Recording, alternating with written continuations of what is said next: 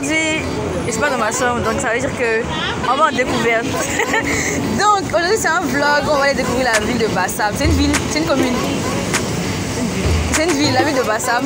On va aller visiter le centre céramique, donc je vous laisse sur la site.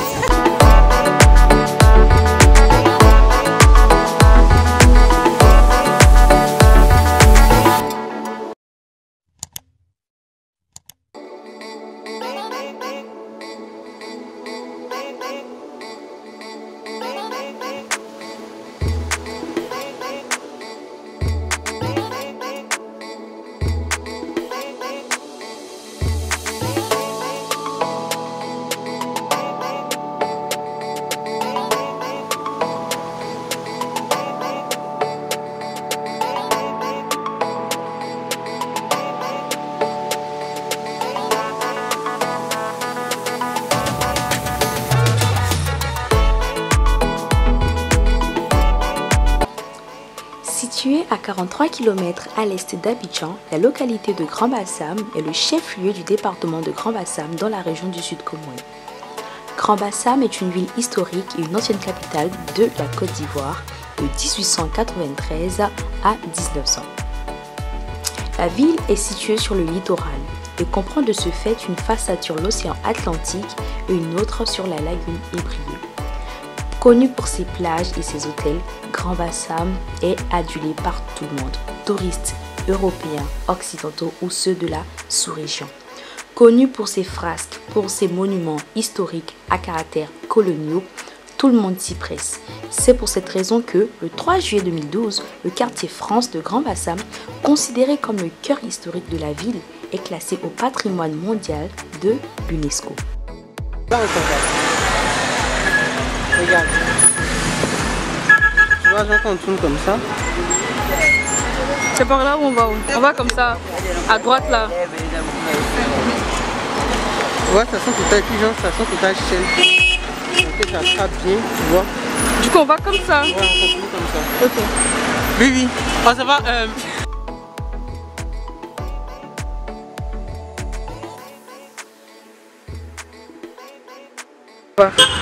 En vrai, toi, lui là, c'est un esprit mauvais. On s'est perdu. En fait, on connaît pas. Mets ton GPS, tu filmes. On doit filmer. Celui-là est beau, hein. Attends. Oh.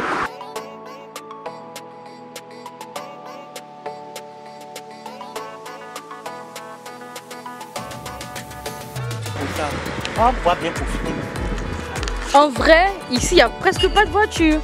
C'est pas comme à Abidjan, tu vois, là, tu peux genre rester. Je filme en fait. Bon, on va chercher maintenant le centre céramique parce que le mec, si, il a fait, on s'est perdu. Du coup, sors ton GPS et puis... Alors. Moi, je te suis, hein. J'ai confiance. Ok. Et nous marchons. Oh my God.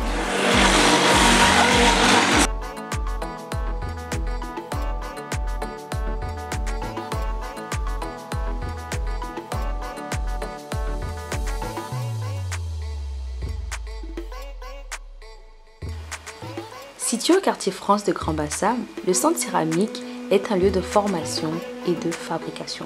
Dans ce centre, il y a tout type d'objets, des vases, des pots, des cuillères, vraiment tout type d'objets. Depuis le 3 juillet 2012, tout comme le quartier France d'ailleurs, le centre céramique de Grand Bassam a été classé au patrimoine mondial de l'UNESCO. Alors si tu viens à Bassam, n'hésite pas à y faire un tour.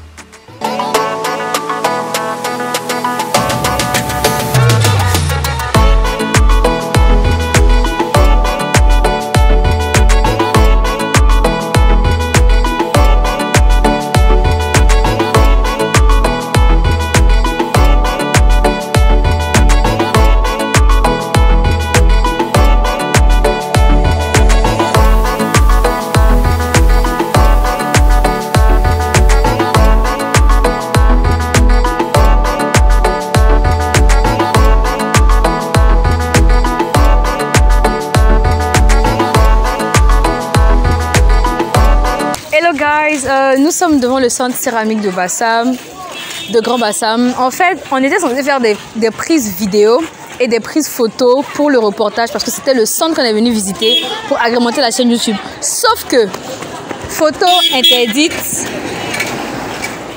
Vidéo interdite. Du coup, je vais juste rester sur le pas de la porte. Après, on est rentré visiter. Hein. Nous, on a vu.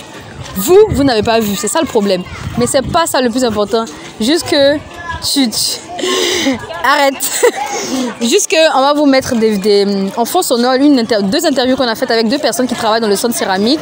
Et si je trouve des photos, des prises de vidéos sur internet, je vais juste insérer ça dans le vlogging. Mais je vais mentionner que c'est pas mes sources en fait, c'est pas moi qui ai pris. Du coup, si vous voulez visiter le centre céramique de Bassam, pas pour venir à Grand Bassam en fait. Aussi simple que ça. Voilà.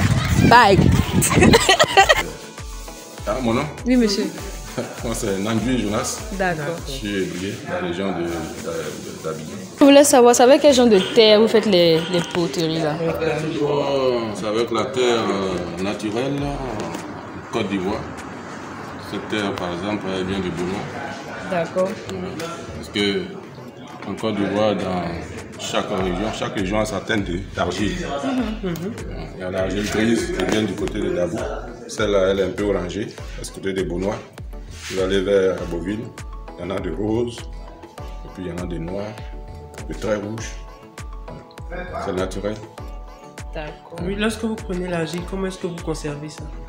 Bon, pour la conservation, quand elle vient de la carrière, nous avons un endroit où on la déverse, parce que là, elle contient tout ça d'impuretés, les racines, les morceaux de bois, les cailloux. Donc quand elle est bien sec, la concasse, petits morceaux, on verse dans de l'eau, dans une cuvette, et 3 à 4 jours, quand tout se fond, on mélange très bien. Puis on a des tamis, on fait en sorte de tamis. On tamise pour enlever tout ces impuretés. Après ça, vous avez vu la piscine de l'autre côté là? La piscine devant. Voilà. Alors, une fois, on a une pluie là, quand on tamise tout, que c'est plein, puis on va déverser là. Et le soleil, la nature, le vent fait son travail. Et que l'eau s'évapore, tout ça. Et c'est avec ça que, avec des seaux que vous voyez là. Et puis vous voyez les moules de l'autre côté, il y a de l'argile dans les moules là. Voilà. L'argile est tellement remplie d'eau qu'on ne peut pas travailler comme ça. Donc il faut le mettre, le moule lui, absorbe l'eau qui est à l'intérieur. Jusqu'à ce que ça devienne pâte comme ça, comme vous voyez. Voilà, on peut travailler. Ça peut travailler la pâte. Et donc moi, ça fait longtemps que vous faites ce travail là? Oui, moi j'ai été formé par, je ne sais pas si vous avez déjà entendu, Aboutou. Non, non. Celui qui traite avec l'argile. On a déjà entendu parler d'un monsieur qui traite les maladies. Ah oui, oui. Ce monsieur-là, c'est lui qui m'a formé depuis 91. Jusque-là, c'est même qu'on connaît. Ça fait 25 ans. 25 ans que je suis dans le métier. Voilà. J'ai commencé avec lui, j'ai fait presque 10-12 ans. Après, je suis allé en zone 4, il y a un monsieur aussi là-bas, j'ai travaillé avec lui. J'ai travaillé avec un de mes collègues aussi. Et puis après ça, je suis allé encore en zone 4, je suis revenu chez Aboutou. C'est en 88, bon, il nous a libérés parce que lui voulait faire son travail, à part ce qu'il nous a fait. Ouais, l'argile. Donc en 88, bon, avec, je dis en 88, en 2008, avec l'histoire des guerres, des conflits politiques, par-ci par-là, bon, moi je suis rentré dans le staff. Après ça, j'ai fait le staff, et puis bon, c'est là que j'ai reçu l'appel de mes doyens d'ici. J'ai commencé à travailler avec eux jusqu'à aujourd'hui, depuis 2012 jusqu'à là. D'accord, ok, c'est intéressant. Dommage qu'on ne peut pas faire de photos pour montrer aux gens ce que vous faites. Maintenant, vous vendez ça où exactement? Tout ce que vous faites. On a une salle d'exposition derrière là, claquée là. D'accord. On a un bon. Ça. Vous ne vendez pas, vous exposez vos... Dans le temps, bon, en ce moment, je n'étais pas ici, hein, moi j'ai fréquenté à Dabou. Sinon, ce coin-là, ça a été ouvert en 82. Il y a quelques-uns qui sont restés. Vous avez vu un qui nous a accompagnés. Ça, c'est le chef d'atelier. Moi, je ne le connaissais pas. C'est en 2012 que je l'ai connu. Donc, ils ont ouvert ici en 82. Et en ce moment-là, bon, ils avaient quelques magasins qui exposaient. Mais avec, vous savez, la situation du pays, c'est difficile. Donc, tout fait pour avoir un magasin ici. Puisque le centre est bien connu. Donc, il y a quelques clients ivoiriens, la sous-région. Qui viennent acheter? Oui, qui viennent acheter. Et puis les prix varient entre combien et puis combien? Bon, ça dépend. Hein. Ces gens comme ça là. Bon, ça, c'est... Au fait, c'est un genre de... C'est une jarrette. Ah, c'est pas fini. Voilà, c'est pas encore fini. C'est une jarrette qui doit atteindre 80 cm de haut. Donc, c'est étape par étape. Vous voyez ça? Je vais renverser dessus, modeler, faire encore.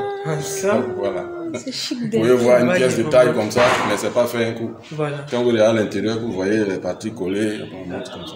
Wow. Sinon, les pièces, ça varie de 2000 jusqu'à X prix. On peut vous présenter, monsieur, s'il vous plaît? Monsieur Hamon, céramiste à Grand Bassam. Depuis 86. Wow.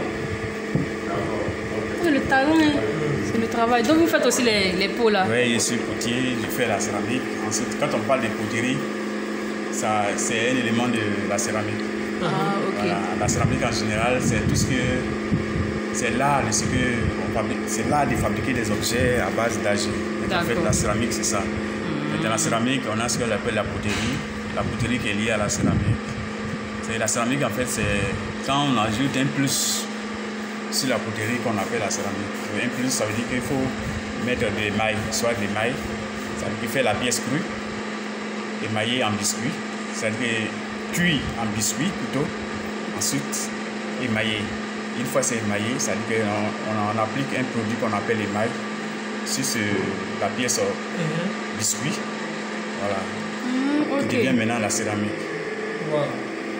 Ça prend beaucoup de temps pour faire une pièce? Oui, pour faire une pièce, il faut environ 4 semaines. Au moins 4 semaines. Donc si nous on doit faire une pièce, on laisse ça ici? Si vous faites une pièce, vous la laissez ici. Ça va sécher. Puis une fois, maintenant vous pouvez prendre. Maintenant, vous de savoir si vous voulez peindre ou émailler. Ça dépendra de vous.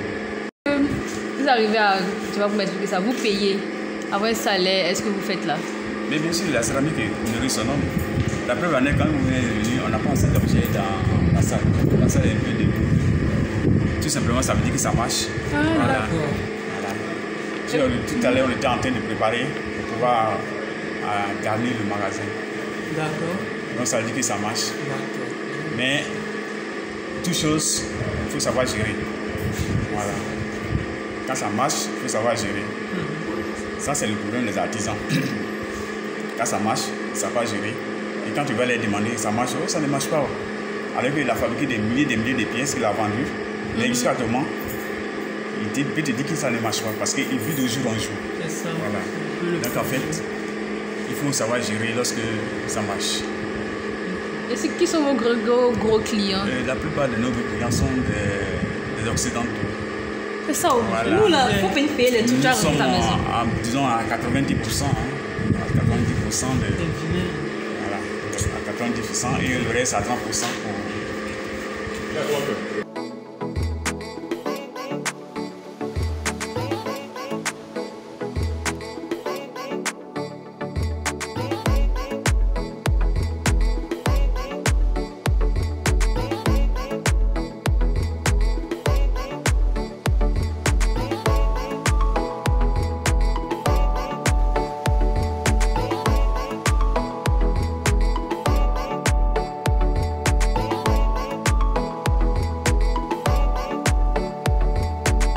En fait, là, le temps a carrément changé. Il est en train de pleuvoir. Et on n'a pas de... Comment je vais vous dire ça? On n'a pas de famille ici. Donc on est obligé de courir. On va laisser abriter au centre céramique. Limite, on trouve une plage. Même si on trouve une plage, en fait. Choqué. Mais voilà, ça va pas poser problème à la maison.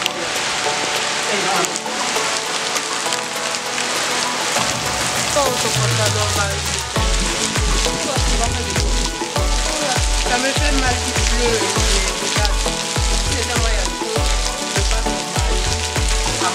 Du coup, en fait, la pluie a cessé.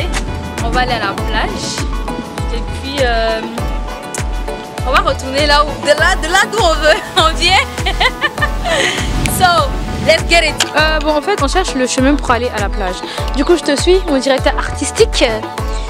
Oh my god. Même si j'ai mis des baskets, tu vas pas sauter, tu peux juste ouvrir tes pieds. Il est gênant ce qu'on fait, c'est grave.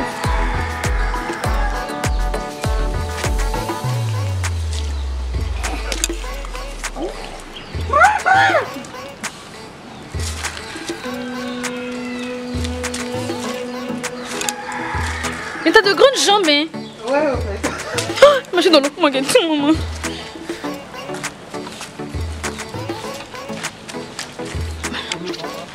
Je filmais tes palus. Là, on te voit maintenant, du coup. Donc c'est bon? Ouais. Bon, du coup, là, on cherche la plage. Vraiment, c'est au fond. À Skip. Au fond, là-bas.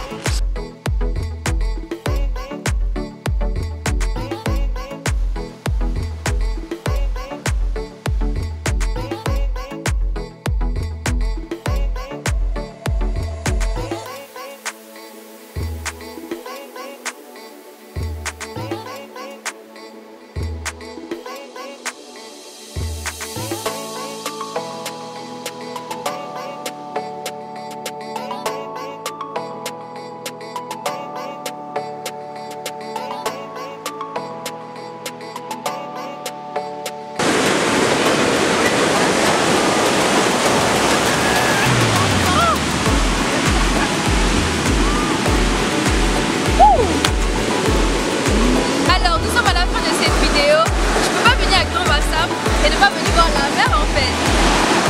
Genre c'est le must have, enfin le must see now. You know what I mean?